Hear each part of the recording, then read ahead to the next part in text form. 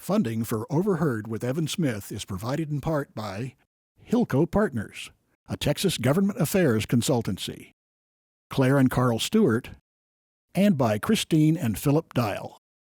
I'm Evan Smith. He's a veteran journalist whose critically acclaimed biographies of Lou Gehrig, Muhammad Ali, and most recently Martin Luther King Jr. have all been New York Times bestsellers. He's Jonathan Eig. This is Overheard.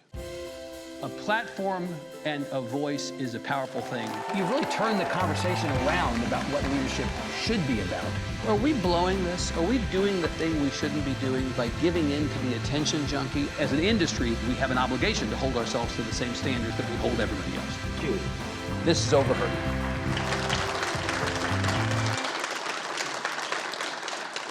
John, welcome. Good to have you here. Good to see you, Evan. Thanks very much for being here. Congratulations on the success of this book. It is truly an accomplishment.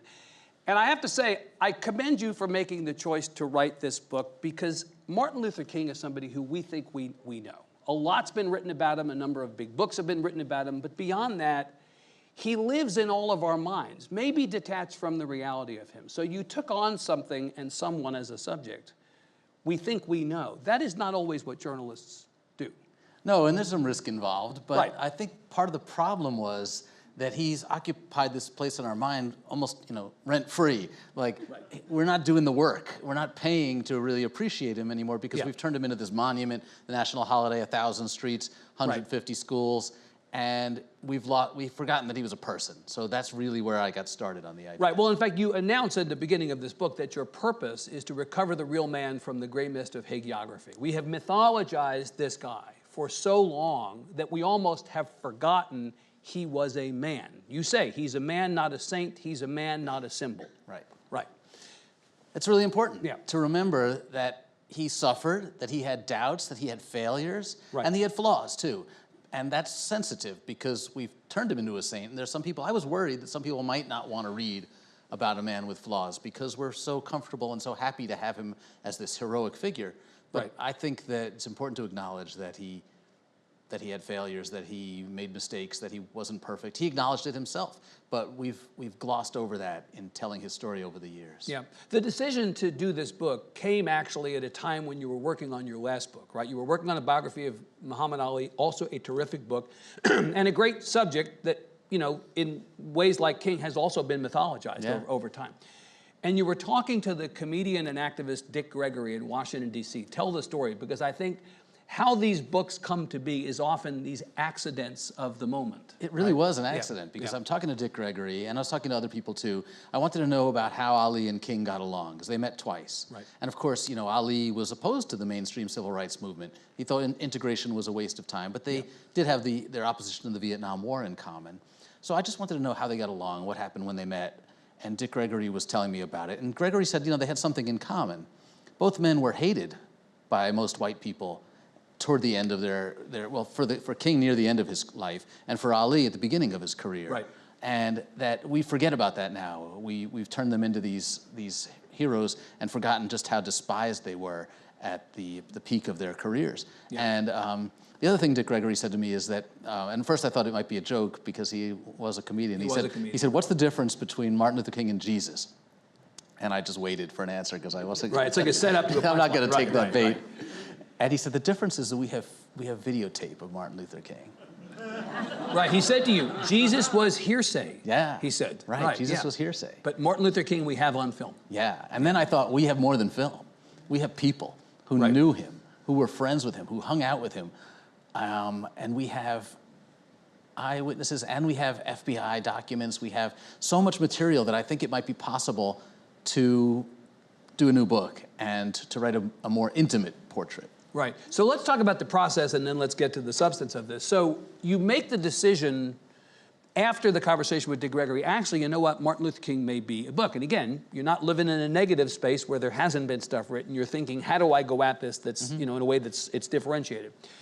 You immediately begin thinking about all the people you want to interview. And this is 2015 that you have the conversation with Dick Gregory. King is assassinated in 1968. We're at a point now where every year we're losing more people who were there at the time. So you think, I've got to make a list, and I especially have to prioritize the people who are not going to be with us for much longer. Yeah, actuarial tables is what Right. you might call But it. you know what? That's a smart strategy. You have to, but not to be cynical about it. Yeah. I realized that this was like perhaps the greatest journalistic opportunity in my life, Yep. and the greatest human experience, to be able to travel the country and interview James Lawson, Bernard Lafayette, Andrew Young, Juanita Abernathy, and then all the people who we've never heard of, who I didn't know existed, like King's barber from Montgomery, his childhood friend, June Dobbs Butts from Auburn Avenue. What an opportunity to go out and record their stories. Many of them had been interviewed before, but some of them hadn't. Right. And even the ones who'd been interviewed before, it's different when you go back and they're 80, 90 years old, and they don't have to feel so inhibited about what they say. They don't have to worry about what Coretta might think anymore. Well, right. So this was a golden opportunity. And Yeah. so even aside from just, I can make a great book, I just realized this was a wealth of knowledge out there that could be tapped one more time. Yeah. So that was a strategy that probably any biographer would have benefited from at any point, which is Right. to say the previous books about King, the previous biographers of King, they also had the same list, or a list similar to your list, and they're going down the list and they're checking people off. You had access, from what I can tell, to three things, significant things for this book that they would not have had access to. One was a significant amount of material that came from the FBI. Yes. Right? Surveillance transcripts, all sorts of other, and I gather we have not gotten yet the full unexpurgated FBI stuff. That's going to come in 27? Yes. Is that right? But you still had access to a whole bunch of FBI material related to King and their pursuit of King. Right. Hoover's zealous pursuit of King that other biographers did not have access to, right? That was critical. That was huge. Yeah, for this and book. there was new material being released as I was writing the book. Right. Donald Trump accidentally, I think, released thousands of pages of new documents from the FBI files on King. Yeah. He was trying to release the Kennedy stuff, and the MLK got Right. mixed in with it. He got to the K's and he went. Just let it go. Just let Right. it go. Yeah. Right. It was my favorite act of the Trump administration. Of the Trump administration was to give you access.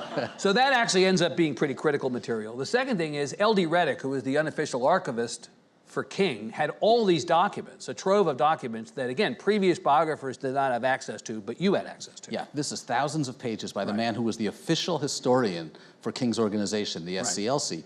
And I just decided, because he wrote the very first book on King. Yep. Came out in 1957, so just after the Montgomery bus boycotts. Yep. And one of the things I always do is if there's an early book, I go to see if the author left behind his notes, his tapes, anything. So I looked up L.D. Reddick, and it turns out his papers had just been donated to the Schomburg Library. The Schomburg hadn't even opened the boxes yet. Amazing.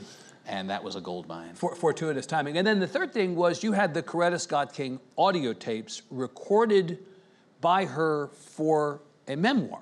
That's right. Right? Talk about that, because again, she's passed. You don't get to talk to her, but this essentially gives you access to her in a way that you couldn't have hoped for. Yeah, and I still wish I could have talked to her, obviously. But Yeah.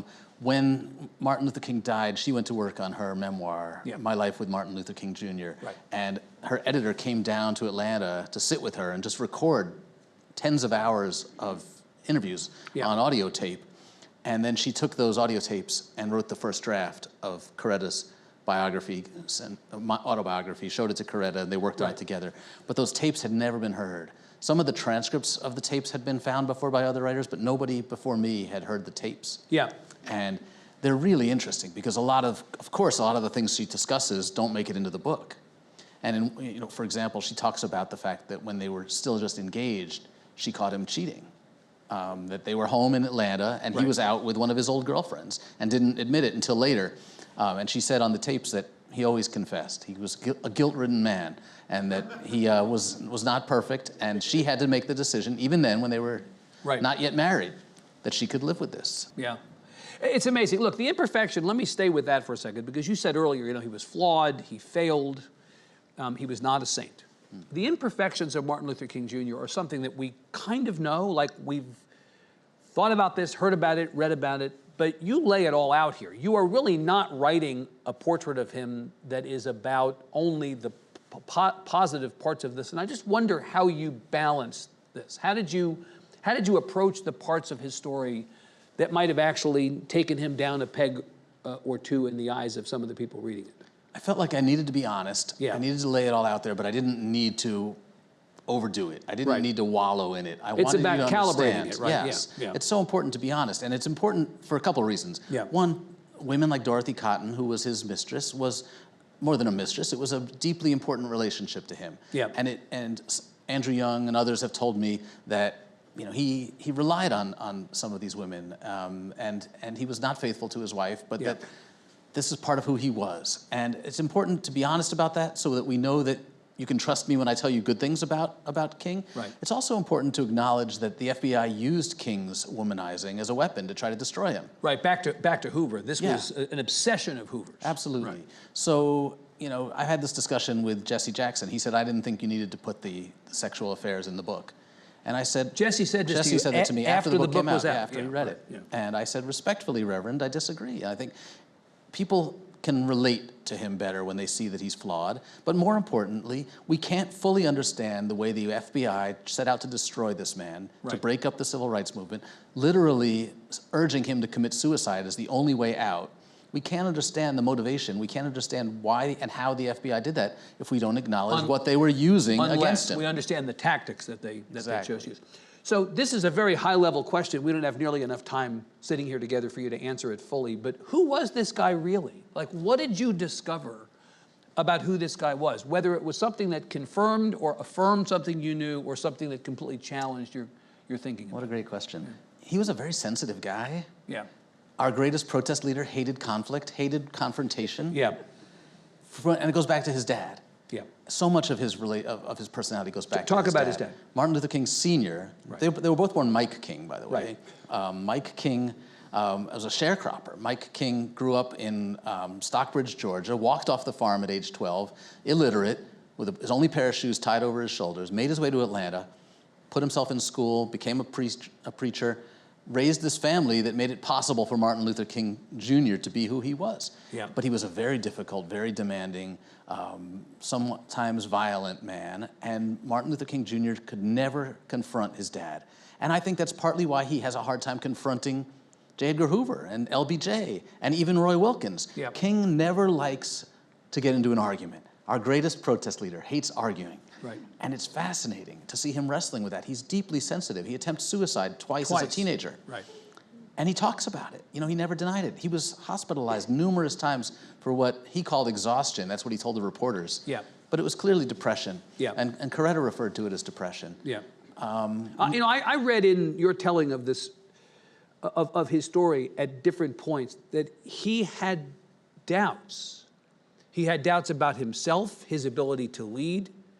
He had doubts about the likelihood that he would succeed in this. And, I don't know that I was fully aware of of that aspect of the story told before.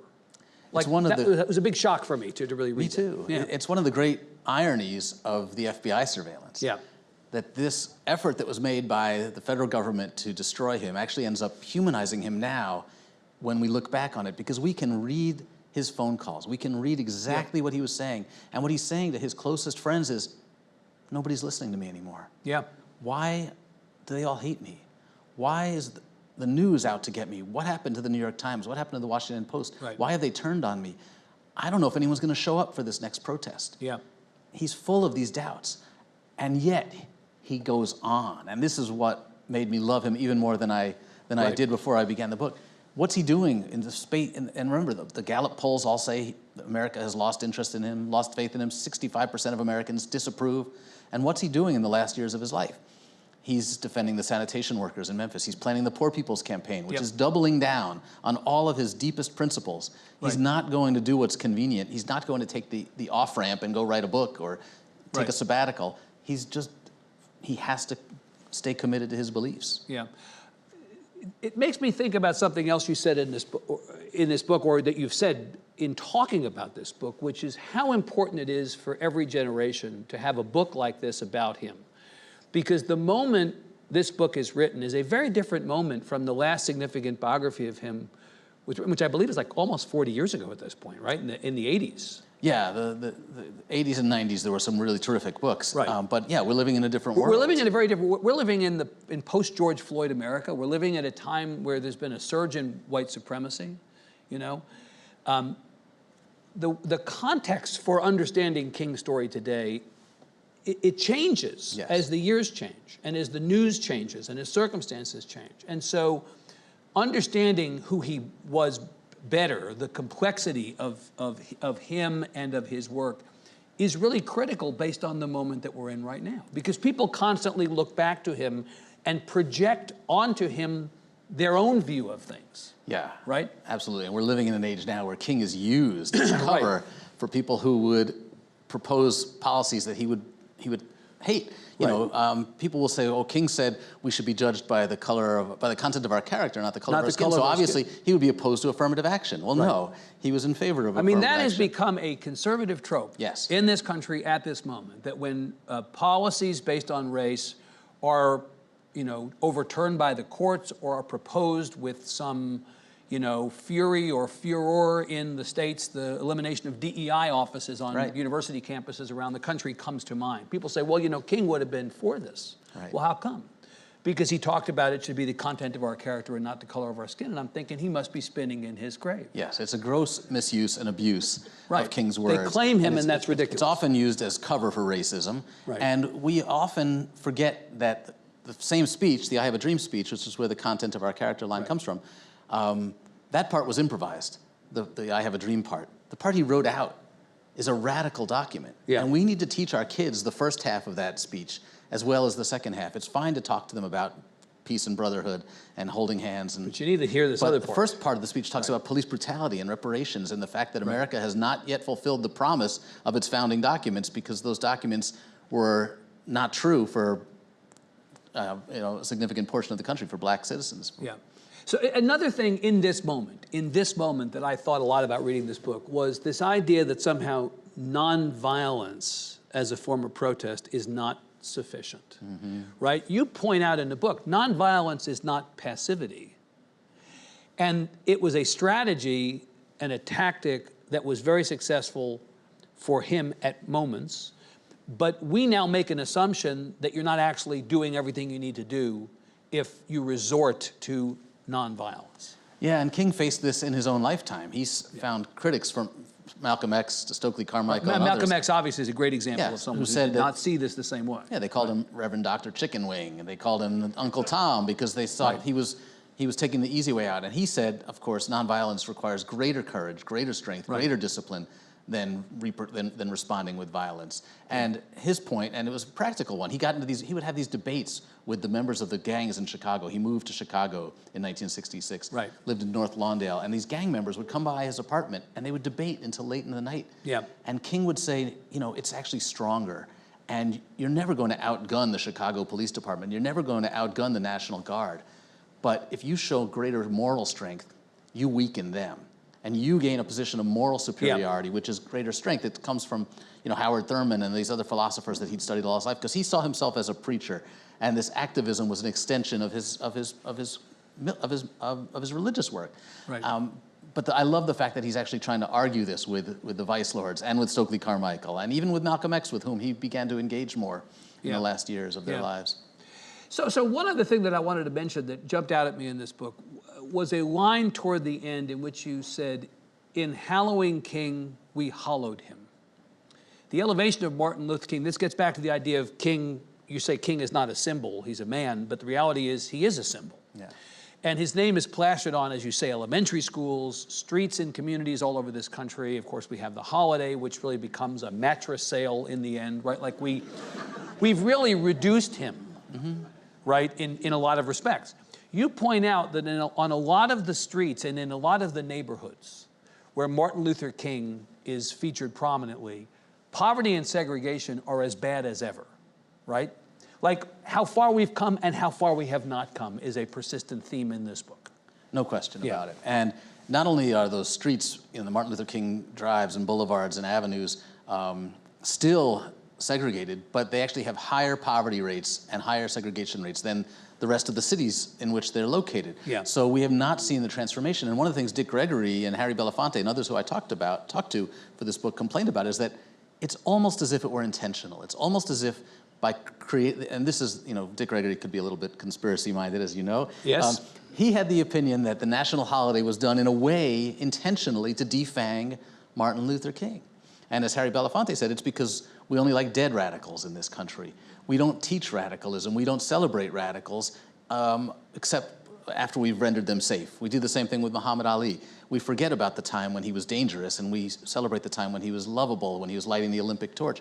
Right. And there's a danger in that. There's a danger in teaching Martin Luther King in this only in the safest way.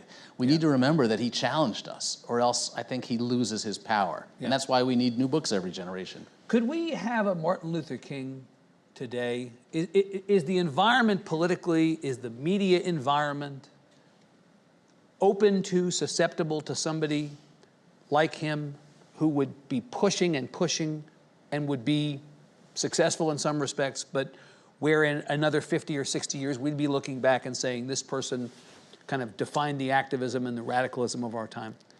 Are we past the point of having radicals out among us, is the question. Yeah, radicals who can actually speak to us all and get us all to at least think about what they're saying. Yeah. Because that was a huge part of King's appeal and a huge part of his power, was that he could say the same thing, deliver the same speech, and people from all different parts of the country, different races, different income levels, would hear it and listen to it and respond. And it was in part because he had the church, and Americans still went to church back then. You know, 2/3 of all Americans belonged to a church in 1960, and half of them had their butts in the church every Sunday. Right, they were every Sunday, not occasionally. So there was, and you had 3 television networks that everybody was tuned into. I mean, that's really kind of where I'm going with this, is that the circumstances at the time enabled Dr. King to be Dr. King in a way that today it's much more fragmented, fractured, decentralized. The media environment is different.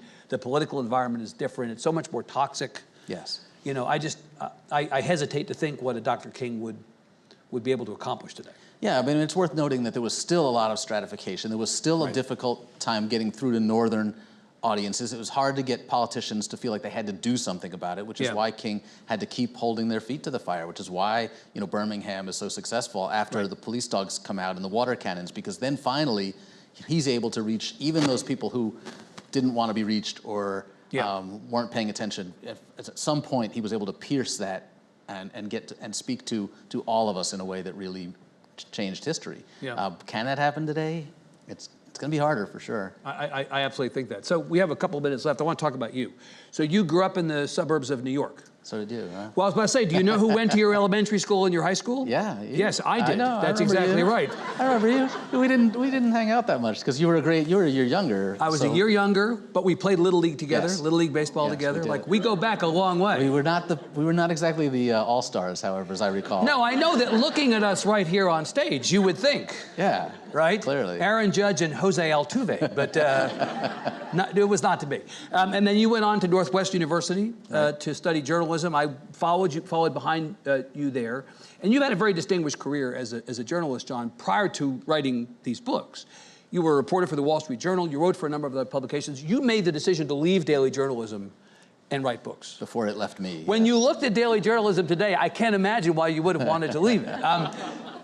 Talk about that and how your career evolved and your thinking about it. Leaving daily journalism was not a plan, actually. Yeah. I really thought I would just work in newspapers the rest of my life. That's all I ever wanted to do. And what could be more stable than the newspaper industry? Of course, right, yeah. That's really how I looked at it. Like, I just wanted a steady job, and I thought newspapers were a sure thing. But, you know, around 2000, I had this idea for a book on Lou Gehrig, and I wrote it while I was working at the Journal, nights and weekends, before we had kids. And then I did another book, and then I quit the Journal and figured, like, I can always go back if the book thing doesn't work out. And I have a wife who's got a steady job, so that reduced my risk factor. It still makes it possible, because, you know, it's really hard to string books together and make a solid living. I mean, this book, if you go back to the Dick Gregory conversation, you know, if the origins of this book are truly 2015, that's 9 years ago by my math. You were not done with the Ali book, working on this book in earnest, but this book This is 6 years of full-time work. Of full-time work. Yeah, nothing else. I don't teach. I don't write magazine articles. That's it. 6 years of full-time work. Right.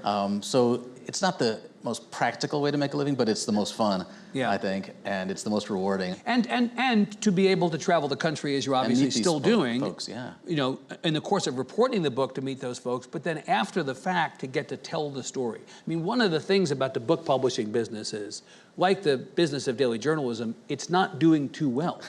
And the old days of writing a book and going on tour and being able to talk about that book and promote that book, paid for by the book publisher, sort of this schedule of appearances, that's largely gone, except in very specific cases, rare cases too.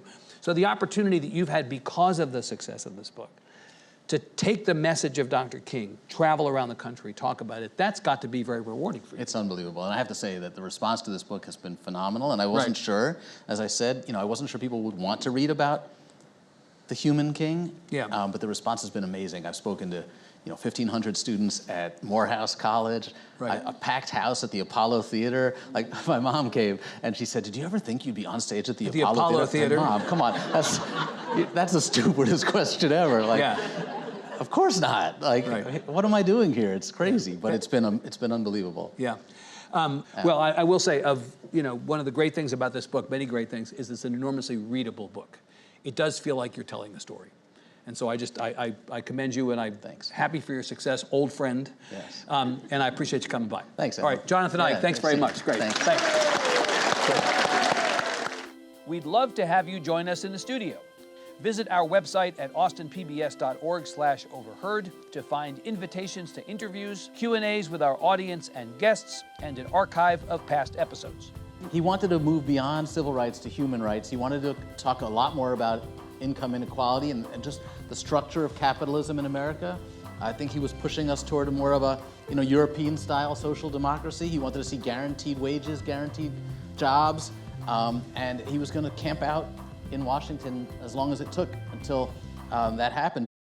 Funding for Overheard with Evan Smith is provided in part by Hilco Partners, a Texas government affairs consultancy, Claire and Carl Stewart, and by Christine and Philip Dial.